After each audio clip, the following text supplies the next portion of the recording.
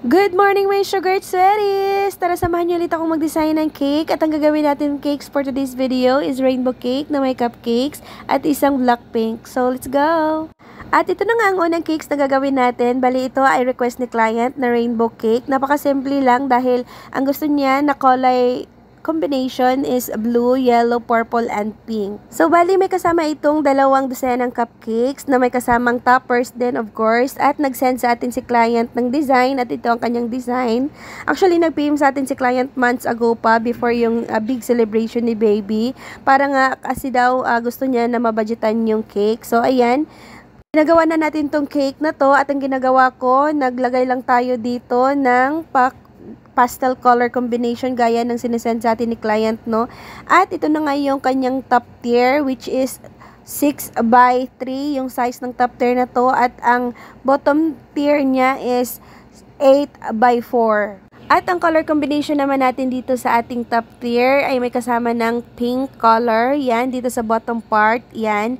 Tapos naglagay tayo dito ng color yellow para mag-combine yung pink at yellow para magiging orange ang result niya kaunti. At naglagay tayo ulit dito ng pangatlong kulay which is blue color para mag-combine yung yellow at blue at magiging may konting turquoise color ang kanyang result. Yan, tapos naglagay ulit tayo ng purple, konting purple na color lang at tinitrim natin yung icing para magiging smooth finish yung cake natin.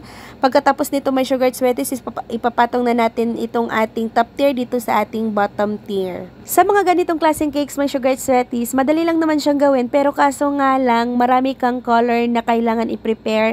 Kung baga marami kang mga mixing bowl ang kailangan gamitin para ma-separate natin yung mga color bawat isa.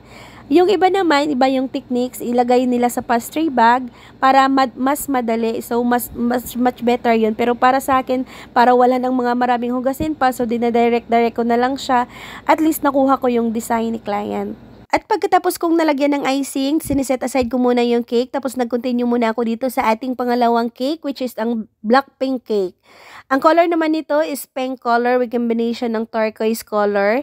Wala namang sinisend sa atin si client dahil sinabi niya sa akin na ako lang daw ang mag-decorate ng cake or akin lang ang design. Sa gusto ko lang na kung anong gagawin kong black pink na design. So, okay naman. Madali lang ang ginagawa ko dito. Naglagay lang tayo dito ng pa-pink color na yan. Yan. Tapos, nag-print out lang tayo dito ng mga printable toppers. So, ganyan lang kadali yung cake natin. Napakadali lang. At sa mga may sugar sweeties naman natin na curious about sa pricing ng mga cakes na to, bali yung set natin kanina, yung rainbow cake na 2-tier cake with kasamang cupcake, ay nasa 2,000 to 2,500. So, bali ito, okay na ako sa 2,000 dahil wala naman masyadong mga inclusion na mga cake topper ang gustong ipa-include ni client. So, okay na yun para sa akin. Pero kung nakikita nyo naman na maraming pa-include si client na mga topper sa kanyang cake design, of course, presyohan nyo ng 2,500. At ito namang Blackpink, nasa 1,000 to 1,500. Since napakasimple lang yung design, so okay na ako dito sa 1,300.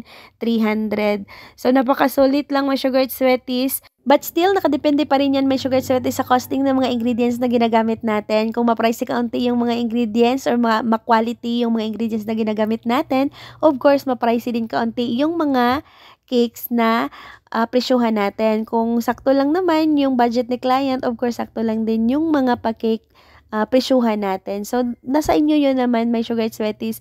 Mako-cost nyo naman yung capital ninyo. Tsaka, of course, siguraduhin natin yung kikitain natin. At ayan, natapos ko na rin pakinisin yung top tier natin. Siniset aside ko lang muna siya. Tapos nag-continue na ako dito sa ating rainbow cake design. Yan, sugar sweaties. Ang ginagawa ko dito, gagawin ko lang yung drip design. At ang gamit ko dito is whipping cream lang. Dahil nga naglagay tayo ng color pink dito. Yan, ang ginagawa ko, nilagay ko siya sa double boil para ma-melt lang yung whipping cream natin. Tapos nilagyan ng kulay.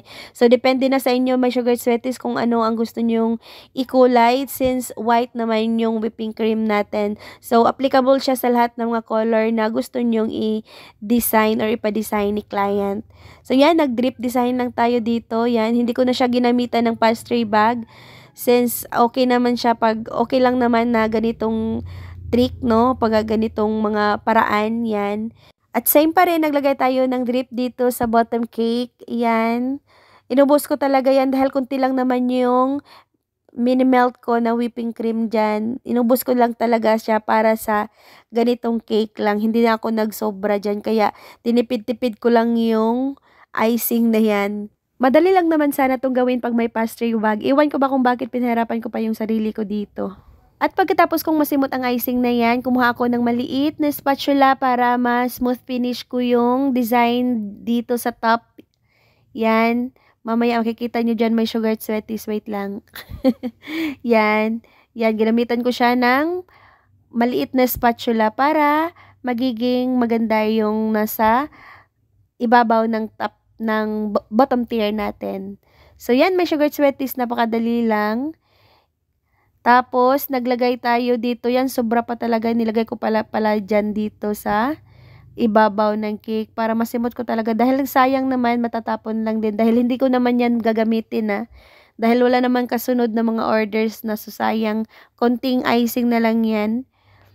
Yan. Tapos, dito na tayo. Continue na sa ating pagki-cake decoration. May sugar sweeties. Yan. Inedit ko na lang yan. May sugar sweeties yung picture ni baby, tapos naglagay lang tayo ng mga pa-heart, tapos Blackpink member. So, yan. Yan, napakasimpleng design, may sugar sweaties. Yan lang. Tapos, okay na yan. Yan. Tapos, continue na ako dito, may sugar sweaties sa ating pangalawang cake. Naglagay lang pala ako ng pa-heart na symbol dito sa gitna. Yan. Yan ang ating finished product. Tapos dito na tayo, nakita nyo naman may sugar sweeties sa ibabaw no, na nag-pipe tayo dito ng pa-clouds effect dyan. Yan, para mas maganda naman. Mas okay sana kung may gum paste ako pero wala naman. Yang pangalan na yan, may sugar sweeties sa ibaba, nag-print out lang ako tapos kinat ko lang siya. Tapos okay naman, mas maganda naman siya tingnan kaysa isusulat ko pa no. Mas pangit naman kasi hindi maganda yung handwriting ko eh. So, yan. Tapos, ito na yung mga cupcakes natin. May sugar sweeties. Hindi ko na pinapakita yung pag-pipe ko ng reset dito. Since, palagi ko naman siyang na-isi-share na sa inyo, no? So, bali, naglagay lang tayo dito ng pa-rainbow topper. Yan. Actually, kailangan ko talaga siyang i-form ng rainbow pero hindi na. Mas matagalan na ako dahil nga waiting na si client na mag-pick up ng cake. Tapos, ito lang, may sugar sweeties ang masishare ko ngayon sa inyo for today's video. Sana mag-comment naman kayo kung anong mga tanong na pwede nyong itanong na pwede rin dating makakaya nating sagutin. Okay? So, that would be all my sugar sweaties. See you again sa ating next upload. Bye, my sugar sweaties!